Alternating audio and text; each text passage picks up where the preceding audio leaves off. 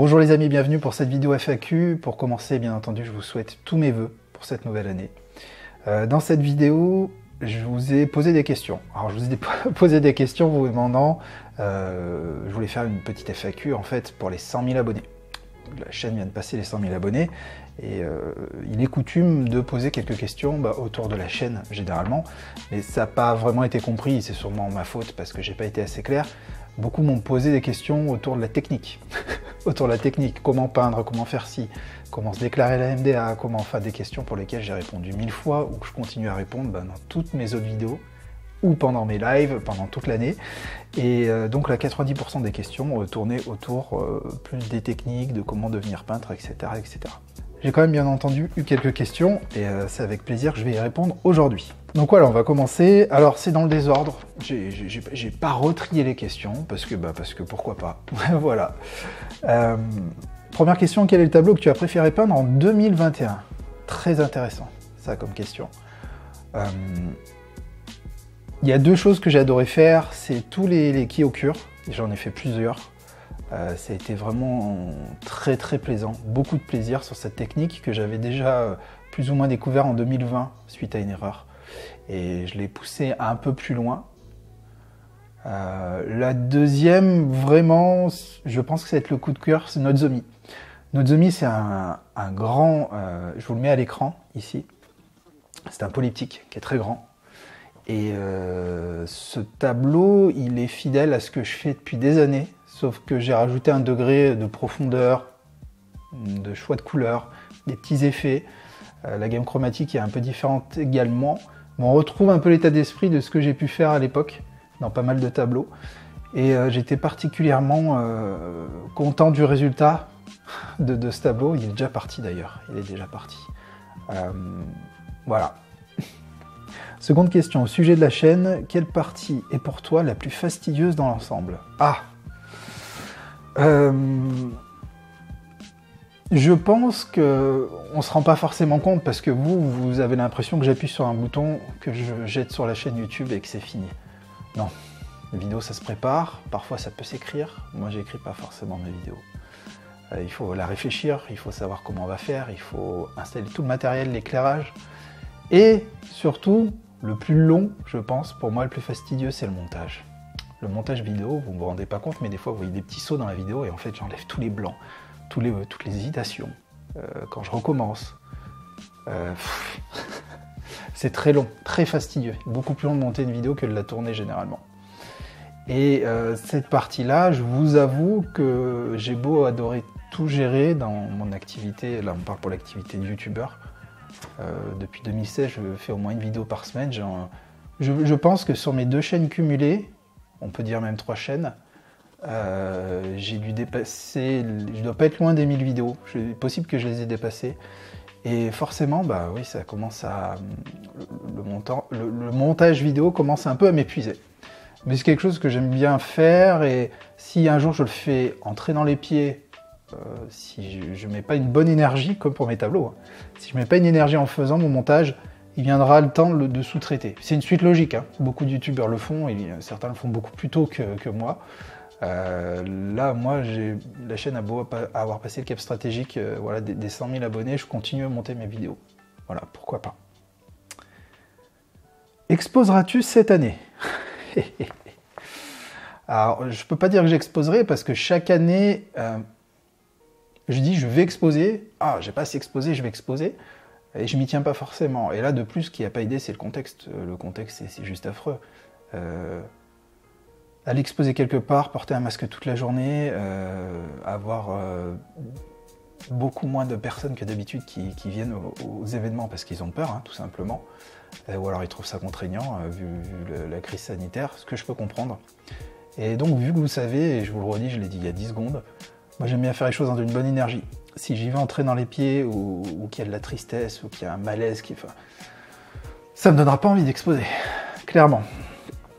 Moi en plus, j'ai toujours tout fait par internet, c'est ma force, c'est ma passion, internet, depuis même bien avant la peinture, comme vous le savez, je vous l'ai souvent raconté. Donc je continue en termes de communication, ma stratégie de pousser à fond sur internet. J'ai intégré un rassemblement de professionnels dans ma ville de Romans qui s'appelle le BRD. Je les salue au passage. Et le BRD, moi j'y suis allé pas pour faire du business, comme la plupart en font, mais juste pour créer un lien avec les acteurs locaux et pour tout simplement avoir du contact entre professionnels, parce que moi je suis tout le temps tout seul à l'atelier. Et paradoxalement, même si je parle à des milliers de personnes devant ma caméra, comme je suis en train de le faire ici, ben, ça marche que dans un sens. Je suis tout seul. Je suis tout seul. J'adore être seul à l'atelier, j'adore créer seul, mais il arrive un moment où j'ai besoin quand même de contact. Et là, ça a été quelque chose de très intéressant. En plus, beaucoup d'autres entrepreneurs veulent déjà me proposer d'exposer. Donc je les remercie, c'est super, que ce soit des restaurants, des salles de sport, des boutiques. Il y a pas mal d'opportunités. Et voilà, donc je ne sais pas où ça m'amènera niveau enfin pour 2022, mais à voir. En tout cas pour les expos, je pense qu'il y en aura quand même, grâce à cette dynamique, qu'il y en aura, mais pour l'instant il n'y a vraiment rien de fixé. J'ai tendance à traîner un peu les pieds là-dessus. J'ai l'impression d'avoir beaucoup d'autres choses à faire, à finir, je vais vous en parler d'ailleurs après. As-tu un processus créatif particulier, moodboard ou autre, ou crées-tu des tableaux sur un coup de tête ? Intéressant, ça m'a mis un petit sourire quand j'ai relu ce mot moodboard, parce que c'est un mot qu'on utilisait énormément dans mon ancienne agence de création de site internet. J'étais directeur artistique, donc je m'occupais de tout ce qui était graphique jusqu'à l'intégration et la recherche d'idées créatives, etc. Et on travaillait beaucoup avec ce qu'on appelle des moodboards ou des planches tendances. On peut le comparer à ce type d'éléments. Et pour vous expliquer ce que c'est, ça peut être très intéressant à corréler à la peinture, et un jour je ferai une vidéo là-dessus. La planche tendance, il y a plein de façons de la faire, mais c'est le fait de s'inspirer de certaines choses, de couleurs, de formes, d'un bout de photo, et de police d'écriture, etc. Vous prenez tout ça, vous le mettez sur un document, vous le confrontez, vous regardez, petit à petit, vous commencez à créer un univers graphique ou colorimétrique grâce à ces éléments-là. Et ça permet de déclencher des idées, ça permet vraiment de vous amener à des endroits que vous n'auriez jamais pu imaginer. C'est très structurant. Alors, pour te répondre, j'ai plein de façons de travailler. C'est-à-dire, soit je fais une peinture intuitive, comme je le fais des fois dans les vidéos sur papier, c'est pas là que j'excelle le plus, c'est-à-dire que je pars tête baissée, juste avec une petite idée de couleur ou rien du tout. C'est pas là que je fais ce que j'aime le plus. Là où je vais... Ce qui me plaît plus, c'est là où je trouve que j'arrive à représenter fidèlement ce que j'ai envie de transmettre. C'est quand je travaille sur toile, sur des grandes toiles ou sur des tableaux, et qu'effectivement, en amont, j'ai tout, absolument tout calculé. C'est-à-dire que je sais exactement quelle couleur je vais utiliser. Pour moi, les couleurs, c'est le plus important. Ma dominante, pour moi, la priorité, c'est la couleur. Après, bien entendu, la composition. Les aspects de profondeur ou autres vont venir pendant la création, même si j'essaie de les anticiper un peu. Il peut avoir des effets de digression pendant la création du tableau. Je peux arriver à digresser, à glisser totalement, à aller vers quelque chose que j'aurais pas prévu faire, mais c'est plutôt rare. Généralement, je sais quand même où je vais, j'ai mon idée de tableau en tête avant de commencer. Voilà pour le process que j'utilise le plus. Les moodboards, finalement, je l'ai utilisé à petite dose, et j'avais fait une vidéo là-dessus, où je vous expliquais qu'en fait, je récupérais des bouts de peinture que je coupais de mes anciennes peintures sur papier, et j'isolais certaines teintes. Par exemple un violet, un orange. Et c'est comme ça qu'était né un de mes tableaux, que j'ai travaillé avec beaucoup de textures. Je suis désolé, je n'ai plus le titre. Je vous le mets ici à l'image. Et ce tableau, ça a été un renouveau pour moi, et il est né justement d'un élément que j'avais isolé dans une moodboard. Le fait d'avoir confronté des complémentaires en termes de couleurs, et d'autres ensemble de petites couleurs, et en voyant ça sur une bande, j'ai fait « Ah, ok, là j'ai une idée. On y va, j'ai une idée. » Et donc on peut très bien effectivement structurer ses idées, prendre de l'herbe, scotcher sur une feuille, faire des choses comme ça, et faire sa planche tendance, que ce soit physique ou pas. C'est très intéressant, je vous invite à expérimenter. Ensuite, avez-vous toujours fait de l'abstrait? Oui, alors, ce qu'il faut savoir, c'est qu'en entre 2013 et 2015, quand j'ai commencé à me déclarer pour vendre mes tableaux, quand j'ai commencé à devenir professionnel, il y avait une petite partie de mes créations qui avait des pointes de figuratif. On était presque sur du surréalisme, des contextes abstraits qui n'existent pas, avec des éléments, effectivement, des éléments figuratifs, comme des chats, comme une panthère, comme un éléphant, que je faisais un peu en origami. Et c'était sympa, enfin, c'était très sympa à faire parce que là, on sait où on va. Je schématisais, crayon HB sur du papier, je dessinais mes formes que je voulais, et après je redessinais sur la toile, je peignais, etc. C'était un process totalement différent, ça me plaisait bien, mais finalement je trouvais que c'était pas moi. C'était pas moi et que j'avais beaucoup moins de satisfaction que de créer des vrais contextes totalement abstraits et de me plonger dedans. Donc voilà, il m'est arrivé de faire quelques créations comme ça. Certains m'ont connu à cette époque, certains ont fait même l'acquisition de certaines toiles qui étaient bâties, créées avec ce concept-là. Et ils me demandent souvent, est-ce que tu vas en refaire? Est-ce que tu vas refaire? Ben non, ça me dit rien. Ça me dit rien, en tout cas pas pour l'instant. Je m'épanouis pleinement et totalement avec l'abstrait. Après, ne jamais dire jamais. On verra très bien. On verra trop bien où ça m'amène. Je suis fermé, je suis à rien du tout. Je suis prêt à tester plein de choses et voilà quoi. Vous avez dit, ah oui, vous avez dit vous recentrez en 2022 sur votre activité artistique. Avez-vous des idées en tête? Oui. Alors c'est très bien vu parce que j'ai dû juste en parler rapidement sur les réseaux sociaux ou peut-être dans un live. Donc Jacques qui me pose cette question. En fait, ce qui s'est passé sur 2021, ça me permet un peu de faire le bilan avec vous. 2021, comme vous le savez, j'ai travaillé pratiquement exclusivement sur mon livre. Ça m'a pris un temps. Mais un temps. Là, on parle d'un gros projet, d'un livre qui est édité par les Maisons Erol, qui va sortir premier trimestre. Donc ça, c'est la bonne nouvelle. Ce livre, il a pour objectif d'aider les artistes qui veulent une visibilité en ligne. Que vous soyez professionnel ou non, si vous êtes artiste et que vous voulez une visibilité en ligne, j'ai fait tout ce livre là-dessus. Comment communiquer sur les réseaux sociaux, comment se créer un site internet qui performe, comment faire du référencement naturel, comment ouvrir un site boutique ou pas, utiliser les plateformes de vente d'artistes, comment prendre des photos professionnelles, de tableaux avec le matériel, les contraintes de lumière, de réglage, de balance des blancs, etc. Tout ce qui est juridique, il y a une partie sur le juridique, sur le droit à l'image, le droit d'auteur, etc. Et j'en oublie, voilà, c'est vraiment un livre tuto, je vous en reparlerai, et ce livre m'a demandé énormément de travail.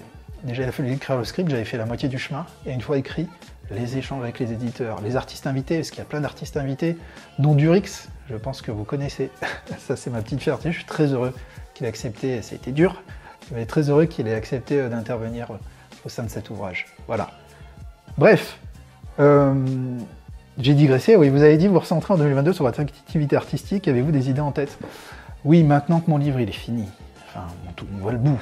Bon, en théorie, après, je vais intervenir d'un point de vue communication, marketing, bien entendu. Je vais en faire la promotion. Il va y avoir aussi peut-être des séances de dédicaces, ce genre de choses, dont à Grenoble. On en reparlera. Mais tout ça va dépendre aussi du contexte sanitaire. Mais après, d'un point de vue personnel, oui, j'ai eu du coup cette impression de délaisser totalement mon activité artistique. Pourtant, si on regarde, j'ai fait des tableaux cette année. Mais je pense m'être moins investi, alors été moins productif, mais surtout moins investi, moins à la recherche de nouvelles idées. Parce qu'il y avait aussi à côté le fait de devoir vous faire une vidéo par semaine, qui c'est super important pour moi. Au bout d'un moment, j'avais plus de temps pour certaines activités, comme mon activité artistique, ce qui n'est pas bien. Donc là, moi je compte, là j'ai du matériel, j'ai beaucoup de matériel et plein d'idées. Je compte prioriser la prise de pinceau plutôt que la prise de souris le matin ou de mon clavier. Ça, c'est évident. Donc voilà, ça va être des grosses séances d'introspection, de travail sur moi pour arriver à peindre de nouvelles choses, pour arriver à expérimenter encore et encore, et aller beaucoup plus loin. Parce que là, je reviens à un stade, on va en parler. Il y a une question après dessus sur le syndrome d'imposteur, mais j'ai l'impression, et une fois de plus, je suis dans ma phase où je me dis, ah là, je fais un peu de surplace, c'est pas bien, je me retrouve pas, j'aimerais bien trouver des choses nouvelles, aller plus loin. On a toujours cet ascenseur émotionnel, des périodes où on est très heureux, on se dit « Waouh, c'est génial, ce tableau, mais je suis trop content d'avoir réussi à faire ça ». Et d'autres moments, on se dit « Ouais, c'était peut-être mieux il y a quelques années ». Vous voyez? Enfin bon. Je vais appuyer très très fort voilà, sur le côté artistique, et du coup communication qui va avec. C'est pas pour ça que je vais arrêter les vidéos sur YouTube, là-dessus. Vous savez que c'est une priorité aussi pour moi. Je vais continuer à faire une vidéo par semaine. Et tout ce nouveau process créatif va bien entendu faire l'objet de vidéos. Donc ça va de pair, bien entendu. Mais pour le livre, je pense que je serais déchargé de l'écriture, de tout ce qui s'est passé cette année-là. Ça a été un peu complexe. Voilà. Depuis quand avez-vous réellement pris conscience de votre talent? Alors pour moi, je n'ai pas de talent. Je n'ai pas de talent, encore moins de don. Quand j'entends ça, ouais, tu as un don, j'aimerais pas. C'est ceux qui se victimisent, qui parlent de notion de don, qui regardent quelqu'un en se disant, oh là là, il sait dessiner, il sait peindre, il sait ci, il sait ça, il sait écrire, il tourne dans des films. Enfin, je parle de plein de gens différents qui fantasment sur d'autres gens en se disant, ah, il arrive à faire ça, j'aimerais bien, mon Dieu, c'est inaccessible. Et ça m'énerve parce que, en fait, on est tous capables d'aller vers un point qu'on a défini. Tous capables. Franchement, à moins que l'objectif soit non tangible, surréaliste, quelque chose qu'on ne peut pas aller atteindre, mais la plupart du temps, c'est vous et vous-même qui allez mettre en place des choses pour aller atteindre votre objectif. C'est pas « oh, il a un don, il sait pas des machins », mais que dalle, que dalle du tout. Quand j'étais à l'école, il faudrait que je les retrouve, ça pourrait être très drôle, mes notes en art plastique, c'était scandaleux. Je ne savais pas ce qu'il fallait faire, je ne m'y retrouvais pas, donc je mettais aucune énergie, je ne savais rien faire. Il a fait que j'ai eu ce coup de cœur, on en reparlera après, un coup de cœur qui me donne envie d'aller à un endroit. Je dis, bon, maintenant je veux peindre, j'en ai besoin, c'est tout, c'est comme ça. Donc j'apprendrai. Je prendrai les pinceaux, et des dizaines, des centaines, des milliers, des dizaines de milliers d'heures après, petit à petit, j'arrive à me créer mon univers. Je me suis sûrement créé maladroitement, parce que je l'ai fait tout seul de mon côté, parce que voilà, j'ai peut-être mal appris, comme on dit, mais je fais quand même mon truc. Et c'est en fait le temps, la pratique, pour tout. Il n'y a pas de secret, mes amis, pour tout dans la vie, quand vous vous allouez un temps. La guitare. Quelqu'un qui se dit oh, je veux jouer comme Jimi Hendrix, je vais acheter une Stratocaster, comme ça, mais il va taper un peu dessus. Ah ben j'y arrive pas, je suis pas fait pour, j'ai pas le don de Jimi Hendrix.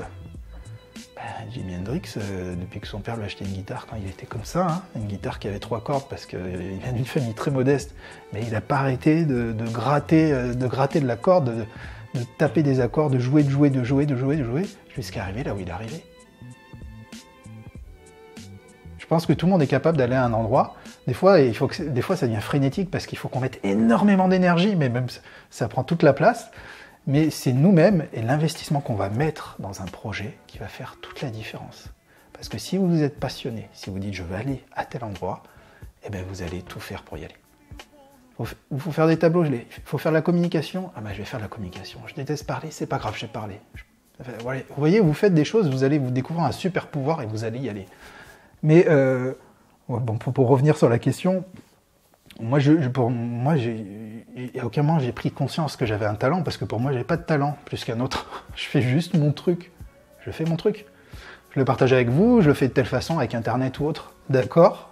Bah regardez, je mets énormément d'énergie dans ce que je fais, peut-être ce qui me permet d'en vivre aujourd'hui, parce que j'ai mis plein de choses en place pour pouvoir en vivre. Mais c'est tout. Mais c'est tout. Il n'y a pas de notion de talent ou de prise de conscience de talent. Ben non, en fait. Je le vois pas comme ça. À quelle date sortira votre livre et sous quelle forme? Oui, on revient sur le livre. Si tout va bien, normalement, c'est premier trimestre de cette année. Fin du premier trimestre, sûrement. Je dirais mars, autour de mars. C'est du papier. Ah, cette fois, c'est du papier. Il sera aussi en numérique, mais c'est du papier. C'est un très gros projet, hein. Je travaille avec Erol, la maison d'édition Erol, qui vont charger de l'impression, de la distribution, dans les librairies, et puis les FNAC, etc. Donc ça va être un très gros projet. Puis là, c'est du papier. C'est du papier. Je suis fier, je suis content de pouvoir vous proposer du papier, parce que mon premier livre se lançait dans la peinture abstraite, que j'ai lancé en 2017. Je crois que c'est largement... Oui, je crois que c'est plus de 10 000 exemplaires vendus. Mais c'est tout du numérique. Donc beaucoup souvent me disent « Ah bah si c'était du papier, je vous l'aurais acheté, comprenez que c'est frustrant. » Oui, je peux comprendre que c'est frustrant de lire sur une tablette ou autre.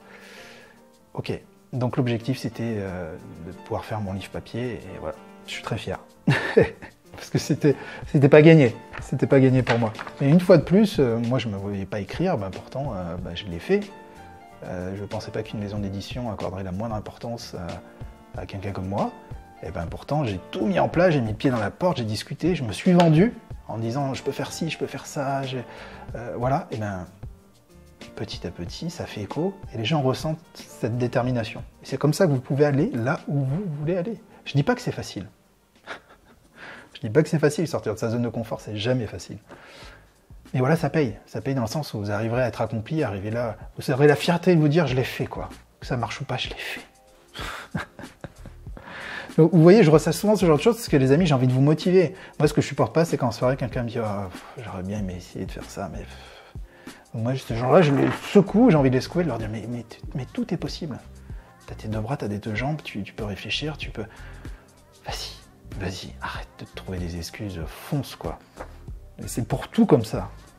Ah là là. On veut pas de regrets, on veut pas de remords, on veut pas être un jour sur son lit de mort en disant oh, j'aurais bien aimé faire ça dans ma vie. Vous voyez? Moi, c'est ça que je veux pas. Bonjour, combien de temps prend une vidéo? Par exemple, une vidéo de démonstration entre la préparation, le tournage et la finalisation informatique. As-tu une semaine type? L'exemple, lundi peinture, mardi tâche administrative, mercredi tournage vidéo, jeudi envoi de tableau. Alors moi, je suis pas très structuré, je suis un bosseur. Alors ça, ce qu'il faut savoir, c'est que je suis un bosseur. Et avant, j'avais mon entreprise, on se faisait des grosses semaines, des fois plus de 70 heures. J'ai gardé un peu le même automatisme aujourd'hui, même si je m'offre des libertés, c'est-à-dire que si un jour, une demi-journée, c'est rare que je le fasse, mais si sur une demi-journée que je ne veux pas bosser, je vais voir des amis ou faire autre chose, je vais le faire. Donc je sais que ça va me faire du bien. Je vais revenir plein de bonne énergie, plein d'idées, de création, etc. etc. Mais ce qu'il faut savoir, c'est qu'une vidéo, pour répondre à la première question, c'est très aléatoire. Si c'est une démo accélérée, là par contre, je suis honnête, je peux appuyer sur un bouton, filmer en accéléré, couper un peu, mettre une petite musique en fond, au niveau montage, la diffuser, faire la petite vignette, envoyer un mail à tout le monde, c'est pas excessivement long. Une vidéo de fond, une qui a bien marché comme 15 techniques à connaître quand on fait de la peinture acrylique, une vidéo comme ça, là il faut bien que je réfléchisse à ce que je vais dire. Pas dire de bêtises, les 15 idées, les structurer, faire un petit script peut-être, après tout découper, tout monter, faire des incrustations d'images, etc., etc. Là, ça peut prendre plusieurs jours de travail. Vraiment. Si c'est bien fait, ça peut être plusieurs jours de travail. Mais, alors qu'une vidéo de démo en 1 heure peut être fait. Vous voyez? J'exagère un peu, mais c'est pratiquement ça. Donc c'est assez aléatoire. Après, j'ai pas de journée type. Ce qui va driver ma semaine, j'essaye le plus rapidement possible en arrivant lundi de me décharger de tout ce qui est pas parasite, mais tout ce qui est pas constructif, qui a rien à voir avec ma créativité. C'est-à-dire que les mails, parce que généralement j'ai une pile de mails à traiter, j'en reçois énormément, donc je vais vite faire les mails en début de semaine. Je vais traiter peut-être tout ce qui est administratif, comptabilité, voilà, des choses que j'ai pas envie de garder en tête, que je veux pas que ça me perturbe pendant la semaine, parce que je suis comme ça, moi ça va me perturber. Si je me dis oh j'ai pas fait ma compta, aïe, alors c'est le cas, faut que je me dépêche. Et ben voilà, c'est des choses qui va vraiment falloir que j'anticipe, je vais le faire tout de suite. Après, ce qui va être la priorité, c'est la créativité. Si j'ai une idée de tableau, que j'ai le temps de le faire, que je sens que je suis dans une bonne énergie comme aujourd'hui, que tac, tac, tac, il faut que j'y aille, j'y vais. Là, je vais peindre, j'y vais. Des fois, alors, il y a les couches, il y a les temps de séchage, donc pendant les temps de séchage, je reviens. Je me repose jamais ici, en fait. Donc, je m'en mets sur mon ordinateur, soit travailler sur des choses ou autres, je retourne sur mon tableau, je fais des allers-retours. Je prépare un colis, je réceptionne des colis, je passe des commandes. Vous voyez, je m'arrête pas. J'écris pour une prochaine vidéo, je gère tous mes commentaires, parce que les commentaires sur YouTube, vous imaginez pas, ça prend un temps, il y en a énormément. Et voilà. De cette façon-là, je vais jamais m'arrêter de travailler, mais à ma façon, je m'écoute. Donc c'est pas forcément structuré, vous voyez. Ensuite, pourriez-vous inviter de temps en temps d'autres artistes? Oui, je compte vraiment le faire, mais mon côté timide et mon côté fait que je ne l'ai pas encore vraiment fait aussi. Martic, j'ai fait une vidéo super avec Martic, je dis super dans le sens où ce qu'il nous a dit dans cette vidéo, je trouve que c'est incroyablement intéressant. Il y a une valeur dans les vidéos, dans ce qu'il nous a donné, et pourtant, c'est une des vidéos qui a le moins marché. Ça, c'est ce qui me frustre. Quand les vidéos, on sort un peu du côté technique, du côté tableau ou autre, certains disent oh, je regarde pas, alors que franchement, mais regardez les conseils qu'il donne. C'est un artiste qui a une solide réputation et une vraie expérience. Il va vous donner de ses conseils pour démarcher les collectivités ou autres, sa vision de l'art, le nombre d'or. Il vous parle de trucs, mais c'est super. Moi, j'étais très heureux. J'ai dit, quand je l'ai monté cette vidéo, ça m'a demandé un boulot monstre en plus. Quand je l'ai monté et que je l'ai envoyé sur ma chaîne, j'ai dit ah, celle-là, elle va être bien reçue, elle va aider plein de gens. En fait, non, ça ne va pas forcément attirer. Et bon, Bref, c'est pas la question. Bien entendu, je vais faire, et ça c'est aussi un objectif de cette année, j'aimerais bien sortir voir des artistes ou d'autres artisans, c'était prévu, hein, d'autres artisans, d'autres créateurs. Parce que comme je vous ai dit, au BRD, je rencontre pas forcément des artistes, mais d'autres profils qui sont très intéressants. Des gens, j'ai envie de découvrir leur métier, tout simplement. Et je me dis, bon, c'est pas de la peinture, c'est un risque, mais ben pourquoi pas, ça fait partie de ma vie d'artiste peintre, en tout cas, de rencontrer d'autres passionnés, des gens qui sont passionnés et passionnants. Voilà. Et j'ai envie de partager ça avec vous. Sachant que c'est un coup de cœur qui t'a donné envie de peindre, et du coup, être là où tu es aujourd'hui, pourrais-tu nous la partager, et ainsi voir le tableau qui a été le flash de ta vie, s'il te plaît. Et du coup, la question qui allait avec, est-ce que maintenant que tu es passé artiste pro, tu as des contacts avec cet artiste qui t'a fait un électrochoc? Cette question, vous avez été plusieurs c'est marrant, à me le poser dans le même sondage. Il y a eu 3 personnes qui m'ont demandé des questions sur ce tableau qui a été un électrochoc. Donc je vous le montre ici. Tadam, exclusivité. Vous le voyez ici, c'est une des rares photos que j'ai pu retrouver. Cet élément, ce tableau, je ne vais pas raconter l'histoire ici, parce que vous la connaissez, ça a été le déclencheur de tout. C'est là que j'ai compris que je devais prendre des pinceaux, alors que j'en avais jamais pris un pinceau avant ça. Et que, voilà, tout s'est passé là. Il y a toujours un moment, un déclencheur, ça a été ce tableau-là pour moi, et ce jour très précis. Je sais toujours pas qui est l'artiste. Alors, je vais peut-être avoir des pistes, il va falloir que je creuse un peu, par rapport aux anciens propriétaires qui avaient le tableau, je vais pouvoir vraiment peut-être avoir l'information si je creuse un peu plus. Donc non, malheureusement, j'ai jamais eu l'occasion de le parler, sachant que je ne sais pas. Mais en tout cas, oui, un jour je le retrouverai. Un jour je le retrouverai. Il faut trop que je le remercie et que je lui explique ce qui s'est passé, évidemment. Je ne sais pas si c'est quelqu'un qui est encore artiste peintre, je pense, oui. Je crois en plus que c'était... les quelques infos que j'avais eues à l'époque, de mémoire, c'était un artiste qui était assez jeune, enfin, qui était à peine plus vieux que moi, qui avait fait ce tableau, sauf erreur. En tout cas, sublime rouge carmin sur du bois, sur un châssis en bois, et avec une petite caisse américaine, toute fine, toute légère. Enfin, j'adore ce tableau, j'adore. Il m'a vraiment, là, je le revois, je l'ai en tête, hein. Je le connais par cœur. Il est vraiment en tête et c'est incroyable. J'espère un jour vous en dire plus sur tout ça.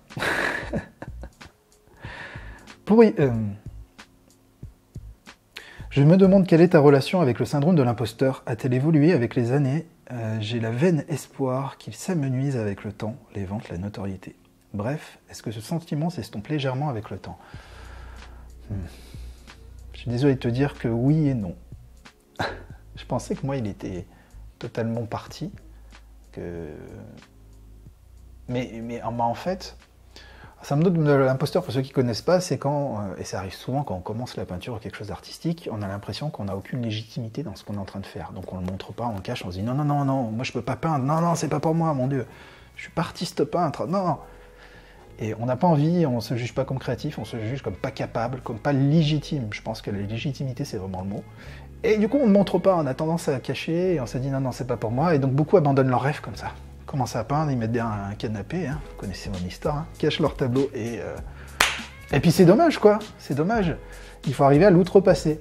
Donc il faut commencer à montrer à quelques personnes, et puis ces personnes, des fois, arrivent à vous motiver, c'est des proches, à vous dire ok, c'est bien. Après, vous prenez un peu plus de recul, vous faites des petites expos, vous allez vous rendre compte que vous allez avoir un œil neuf de gens qui ne vous connaissent pas et qui vont dire souvent, avec plus ou moins d'honnêteté, ce qu'ils pensent de vos tableaux. Et ça vous permet de vous rassurer normalement. Sachant que moi, ça fait longtemps que j'ai pas fait d'expo et que je fais tout à distance. Alors autant le dire, je dois être autour des 500... Non, entre 400 et 500 tableaux vendus, je ne sais plus du tout. Pour moi, c'est juste incroyable quand j'y pense. Mais pourtant, j'ai l'impression que je me cache derrière ce que je fais. Je mets mes tableaux sur Internet, je suis pas là, je l'envoie, ça me va bien. Si je fais une expo, que j'ai les gens en face de moi, je recommence à avoir honte de ce que j'ai fait. Je me dis, ah non, pas celui-là, il est pas... C'est pas terrible ça, oh là là, j'aurais pu faire mieux. Hein. Quand même, avec toutes les années où je peins, j'aurais pu avancer quand même. Là, c'est toujours la même chose. Oh, c'est amateur. Oh là là. Et voilà, je me prends la tête comme ça. C'est n'importe quoi, mais... Enfin, n'importe quoi, oui et non, c'est bien, ça me permet de me remettre en question aussi. Mais tout ça pour te dire que c'est un syndrome de l'imposteur, pour moi, il a tendance en ce moment à revenir un peu. Donc quand c'est comme ça, je me dis, bon, j'ai envie d'aller de l'avant, de me dire, allez, bon, bah, je mets un bon coup, j'avance, je vais chercher de la compétence, je vais chercher à aller beaucoup plus loin dans ce que je veux faire. Voilà. Je pense qu'après, c'est pas négatif en soi. Hein.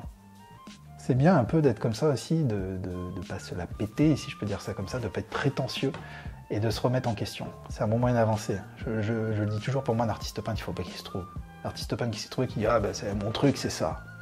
Moi, c'est ce genre de tableau. » C'est toujours ça. C'est triste parce qu'ils vont se contenter de refaire toujours la même chose et de jamais ressortir de leur zone de confort et de se dire que tout est acquis. Et c'est triste, il n'y a plus cette excitation de la trouvaille, de l'accident en peinture, des accidents bienheureux, comme le dirait Bob Ross. Ces choses-là,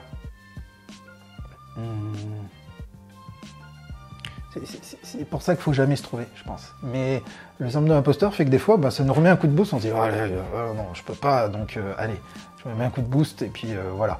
Je vais chercher à faire quelque chose d'encore mieux. Mais il ne faut pas non plus trop le subir. Certains, alors ça c'est incroyable, mais vous êtes tellement nombreux à m'envoyer des messages que des fois je vois des choses. Mais il y avait une dame, je ne la citerai pas, hein, je vais protéger, je respecte son anonymat, mais elle m'avait montré du figuratif, mais des choses d'un magnifique, des toiles de maître, des œuvres de maître. Je dis ça, je dis mais... Vous vivez de la peinture ou vous avez... Je dis, vous vivez de la peinture, quoi. Ah non, j'ai jamais osé, non, je sais que c'est pas pour moi, j'ai pas votre talent. Je dis, mais vous plaisantez, vous êtes à des années-lumière de ce que je fais. C'est magnifique ce que vous faites. Il y a à la fois l'originalité, la compétence technique, la patte, il y avait... C'était incroyable, une couleur magnifique, la composition... incroyable, la lumière... à couper le souffle. Tout était incroyable. J'ai dit, il faut faire quelque chose. Vous ne pouvez pas vous contenter de garder ces créations pour vous. Vous en avez le droit, mais c'est tellement dommage. Vous avez vraiment un talent incroyable. On revient... Ouais, j'ai dit tout à l'heure, je parlais du mot talent, mais là, c'était vraiment quelqu'un de très, très doué. D'incroyable. Et là, c'est quelqu'un qui subissait de plein fouet et définitivement ce syndrome de l'imposteur, quoi. Tout le temps et encore. Non. Et j'avais beau parler, non, laisse protéger derrière. Non, vous dites ça pour me faire plaisir, c'est de la politesse. Je dis, mais non, moi je suis sincère, je suis franc. Quand j'aime pas, je le dis. Mais quand j'aime, je le dis aussi. Et là, je fais, c'est somptueux, c'est magnifique. À mes yeux, hein. On est dans la subjectivité, mais moi, même d'un point de vue technique, mais je vois pas qui aurait pu leur reprocher quelque chose, quoi. Ouais, voilà, bref. C'était pour répondre sur le syndrome de l'imposteur. Alors j'ai fait le tour des questions, je suis désolé, il y a au moins... Déjà tout ce qui est technique, tout ça, comment on peint, comment on devient professionnel, tout ça, tout ce que j'ai traité 1000 fois, j'allais clairement pas l'aborder aujourd'hui. Et le but c'était de parler des questions autour de la chaîne, parce que il y a eu ce passage de cap des 100 000 abonnés, et puis pour parler un peu des objectifs de l'année. Il y a eu toute une partie des questions qui a sauté, parce qu'avec Instagram, j'ai perdu toute une partie des questions pour ceux que j'avais sondés sur Instagram. J'en suis désolé si c'est le cas. Pour vous parler un peu des objectifs, alors cette année, j'ai pas fait de vidéo objectif parce que j'en avais pas envie, autant être honnête. Je peux en parler comme ça, rapidement. J'avais pas envie de me formaliser, comme j'ai pu le faire les autres années. L'année 2021, c'est une année qui a été assez spéciale. Le Covid a encore fait des siennes. Tout ce qui est formation, d'un point de vue pour moi, formation, évolution de la chaîne, c'est des choses qui ont un peu ralenti. Les ventes de formation aussi, si vous voulez savoir. Donc ça pue. Ah, je me rappelle d'ailleurs d'une question. Ça me revient de tête, voilà, je vous le dis sans filtre comme ça. Quelqu'un qui me demandait combien je gagnais, combien de tableaux j'avais vendus cette année. Et pour combien j'en avais vendu. Alors ça, je peux vous en parler pour les toiles, par exemple. Donc pour les tableaux, 2021, j'ai fait 58 commandes, 63 œuvres vendues. Ce qui est bien, hein, je trouve ça super. Moi, Et pour 16 500 euros de chiffre d'affaires. Vous me direz, oui, on ne peut pas vivre avec ça, c'est pas énorme. Oui, ça serait compliqué. C'est pour ça que moi j'ai complémenté avec la formation en ligne. Depuis la nuit des temps, les artistes peintres font soit des ateliers chez eux, donnent des cours, des stages ou autres. Moi, c'est la même chose que je fais, mais en ligne. Via YouTube, via des formations où je vends en ligne, des formations complètes. Je redonne toutes mes compétences dans des vidéos de 2, 3 heures, voire 4 heures sur les derniers cours, le 9 et le 10. Donc c'est ce qui me permet d'avoir le complément pour en vivre correctement, bien entendu. Pour pouvoir continuer à avoir la sérénité de me dire, bon ben je peux continuer à faire ce que je fais aujourd'hui dans mon atelier et de ne pas avoir besoin de me trouver un travail alimentaire à côté. Voilà. Et puis j'adore faire ça. J'adore transmettre, c'est un truc de fou. Moi j'adore ça. J'adore ça, je suis vraiment très épanoui dans ce que je fais. Donc voilà pour ce qui est des tableaux. Pour ce qui est de l'activité de formation, ça a baissé un peu cette année, rien de dramatique. Je pense aussi que le cours numéro 9, parce que je sors un nouveau cours par an, le cours numéro 9 a vraiment beaucoup plu, celui sur les glaciers. Et celui sur les ombres a plu, mais un peu moins. Mais il a plu aussi, hein, autant être honnête. Après, moi, contrairement à ce que certains peuvent penser, j'ai moins fait de promotion. Enfin, je voulais pas être non plus le gars qui fait des promotions tout le temps, pour pas que vous puissiez avoir une mauvaise image de moi. Mais en fait, pendant tous les confinements des autres années, je faisais une grosse promotion à chaque fois pour accompagner les gens à profiter de ce temps-là pour passer à l'action, s'occuper un peu. Et là, je l'ai pratiquement pas fait cette année parce que je voulais pas abuser non plus. Donc il y a eu moins de promotions. Et c'est peut-être pour ça qu'il y a eu moins de ventes issues des formations. Mais après, mon objectif, c'est pas de vendre. Hein. Moi, je m'en fous. Enfin, voilà. Je veux juste pouvoir continuer à faire mon truc dans mon atelier et à m'épanouir dans mon activité artistique, pouvoir continuer. Si j'avais fait que de la vente de tableaux, que de l'activité artistique, ça serait tellement dents de scie que ça serait impossible. Regardez, là, je vous ai dit 16 500 € de chiffre d'affaires.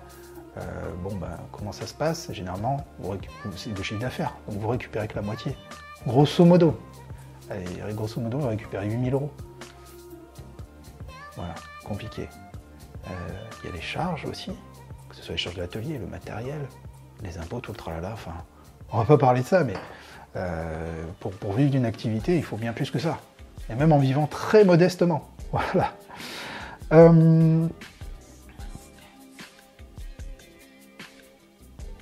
Donc pour cette année 2021, si très content, le livre, je vous avoue que c'était dur. Au bout d'un moment, j'étais dans un état d'esprit où je recevais, il y avait beaucoup d'échanges avec mon éditeur et je me disais, elle m'a fait tout changer, encore, des corrections, les interviews, les autorisations à faire signer dans tous les sens, il y en a eu plus de 50, je ne sais pas combien il y en a eu.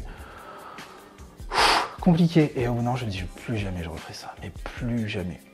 Alors je suis déjà en train de changer d'avis, mais c'est vrai que sur le moment, ça a été de la pression, et moi je veux plus de la pression, du stress comme ça. Je suis très sujet au stress et ça me fait très mal. J'en ai beaucoup de séquelles après, et je veux surtout pas retomber là-dedans. Changer de vie professionnelle aussi pour ça.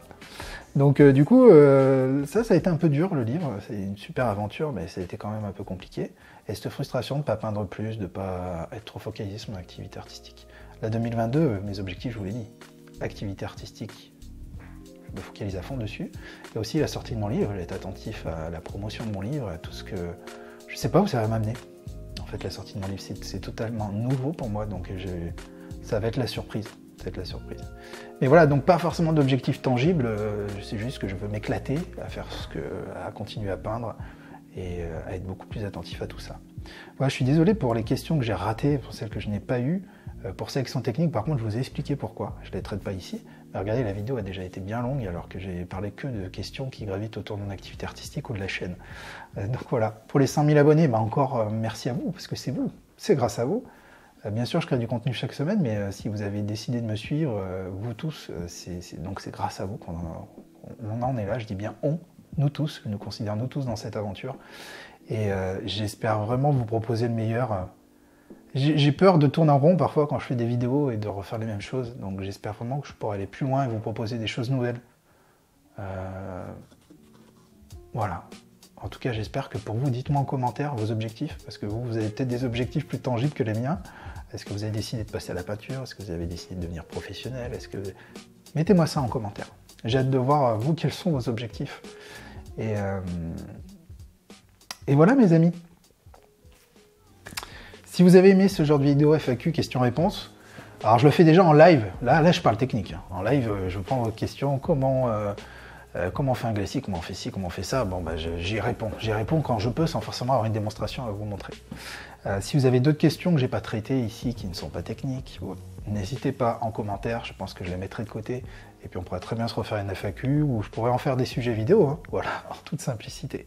En tout cas, cette année aussi, j'ai envie de faire les choses simplement. J'ai pas envie de mettre la pression. Je me mets trop la pression facilement. Donc j'ai envie de faire les choses de façon cool. Je pense que c'est là que je serai le plus efficace. Attention, j'ai pas dit ne rien faire. Je vais être ultra productif. Je vais être proactif, comme on dit. Mais voilà. Bon, mes amis, en tout cas, ça a été une super année. J'espère que ça l'a... Enfin, super année. Je préfère voir le verre à moitié plein, parce que ce contexte contexte sanitaire fait du mal à tout le monde, forcément, mais j'ai pas envie d'être dans le fatalisme, dans le triste, dans le... Je déteste ça, moi. Je déteste faire les choses comme ça. Je préfère voir le verre à moitié plein. Donc j'ai envie de relever la tête et de foncer avec vous et d'aller vers l'avant, aller de l'avant vers les beaux jours. Ils sont bientôt là, j'en suis persuadé. Mes amis, à très bientôt pour plein d'autres vidéos, pour plein de tableaux. Et puis voilà, allez, ciao ciao.